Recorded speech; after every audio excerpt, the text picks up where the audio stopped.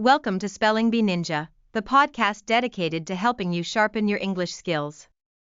If you're an ESL learner eager to sound more natural and expressive, you're in the right place. We're on a mission to empower you through engaging educational content. Be sure to subscribe and join our community for insightful tips that can elevate your understanding and use of the English language. Today, we're diving into an exciting topic: emphasis and inversion in sentences.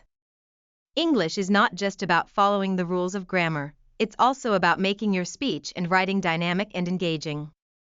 Two powerful techniques you can use to add depth to your communication are emphasis and inversion. Let's break it down, starting with what emphasis is. Emphasis is all about highlighting certain parts of a sentence to show their importance. You might want to draw attention to a key point, correct someone, or express strong emotions. The tools you use to create emphasis can significantly shape how your sentence is understood. One effective way to emphasize a point is through cleft sentences. Cleft sentences split one idea into two clauses, helping to spotlight different elements. For example, consider the standard sentence, "Sarah bought the red dress yesterday." When we transform this into a cleft sentence to emphasize Sarah, it becomes, "It was Sarah who bought the red dress yesterday." This structure gives weight to the subject. You can also shift the emphasis to the object by saying, "It was the red dress that Sarah bought yesterday."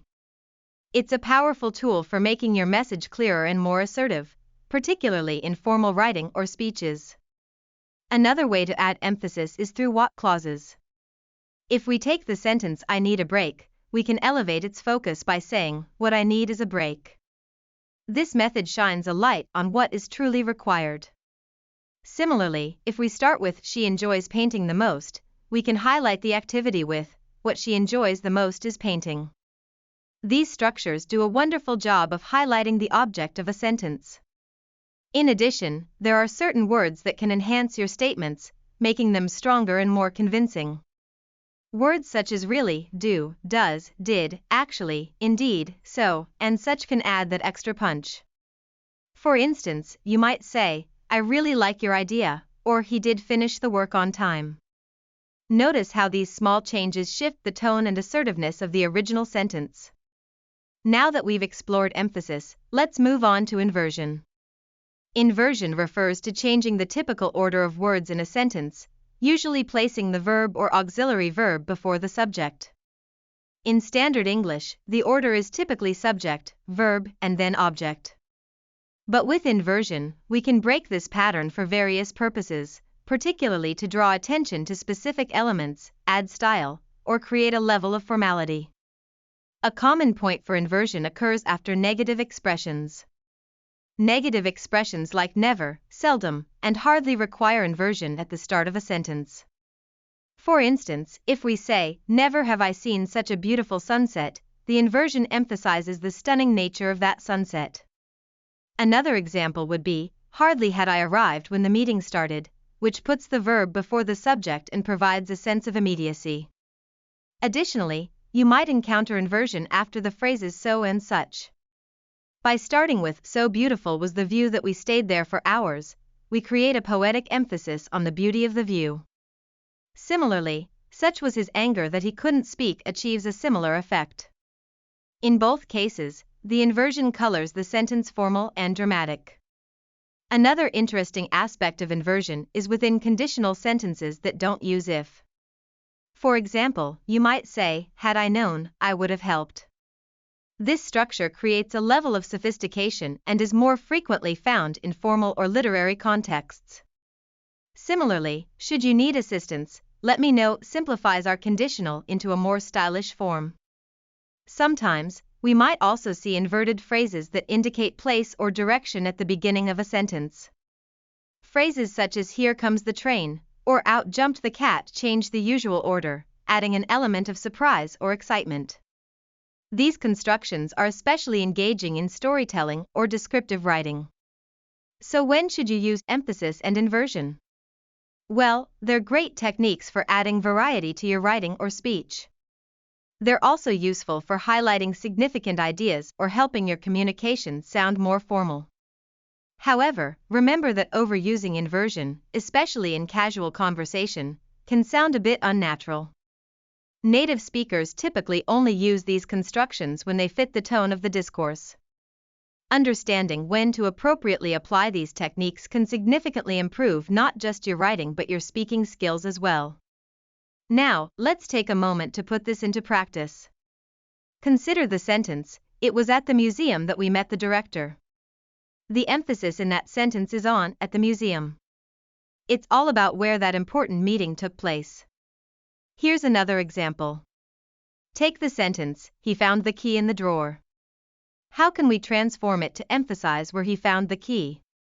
We can say, "It was in the drawer that he found the key," highlighting the location for clarity. Now, let's look at a mini essay for practice. This essay is called My Journey to Confidence.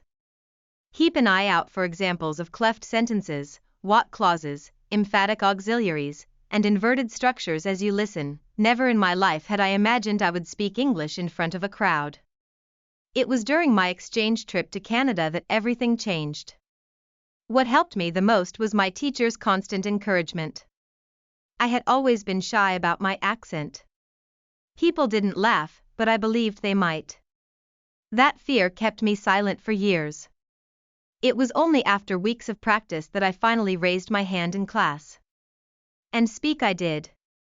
Not only did I answer the question, but I explained my ideas clearly and confidently. So proud was my teacher that she mentioned my name during the school assembly. What I learned was that confidence grows through doing, not waiting. Rarely have I felt so proud of myself. Had I never tried, I would still be hiding in silence. It was my fear, not my language, that held me back. And now? Here comes the real me.